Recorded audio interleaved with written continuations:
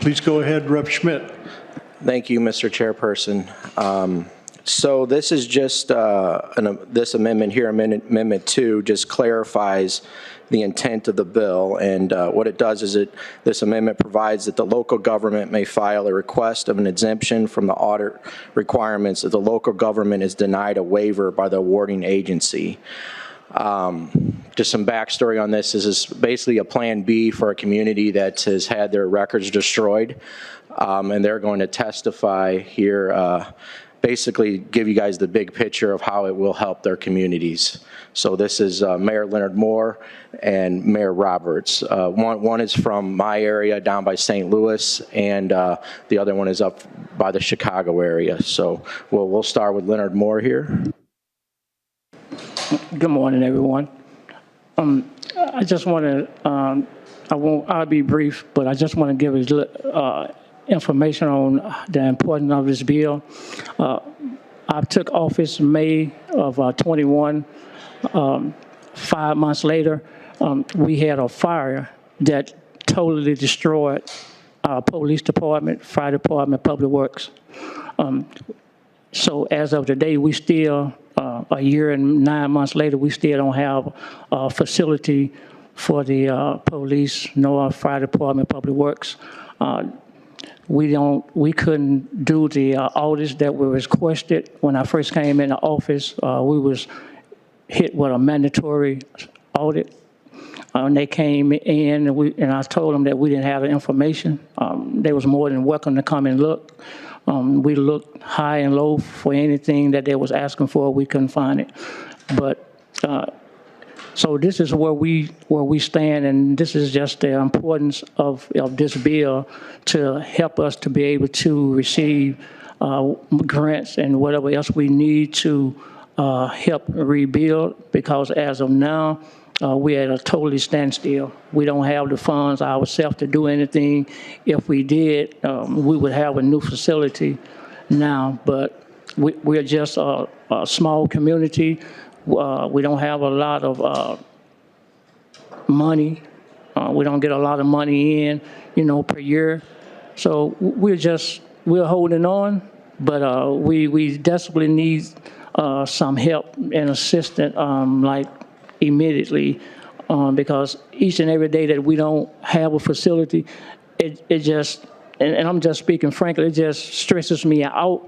My police department, these guys, right now we use our senior citizen building as a temporary housing, which is dangerous. It's a threat to not only to my officers, but the community, because we don't have a cell or anything when we bring them in. It's just like, they are cuffed to a chair, which is not good at all. So I just wanted to give that, just enlighten, the importance of what this bill would mean to us, and just want to thank Mr. Schmidt so much on behalf of the entire village of Washington Park for just supporting us, helping us. Thank you, Mayor.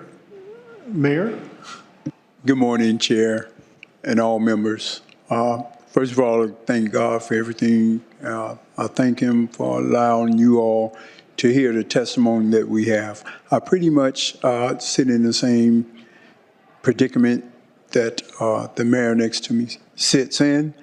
We had where a lot of records was destroyed. When I got in, they asked me to come up with audits that I could not find. No one can find them, period. All records was destroyed. I pretty much had to break into my building to take seat in May of 21. Last administration got rid of all files and records. So at this time, I'm just asking you all to take in consideration of this bill. We need your help. Dixmoor went through a serious water crisis, and we had to pull tooth and nail to actually get help. But the state helped, and the county did come through and help, as well as federal. But we could not get no type of funding due to lack of audits.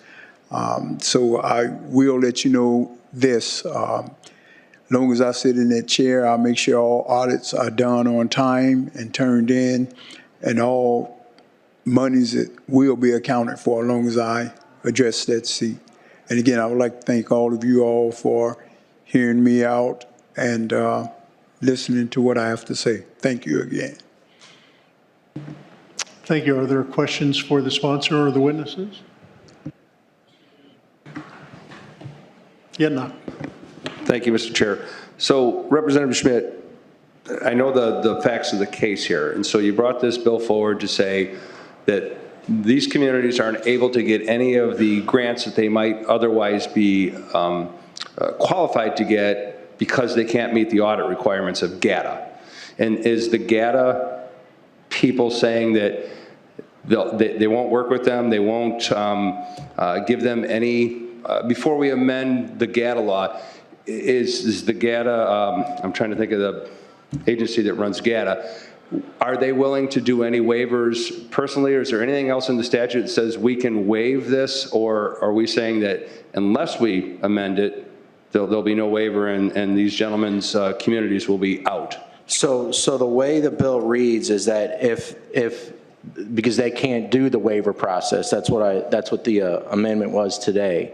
If they can't do the waiver process, then they can go through this panel that's in the bill. And then the panel looks at the information that they do have. So they went through the GATA process.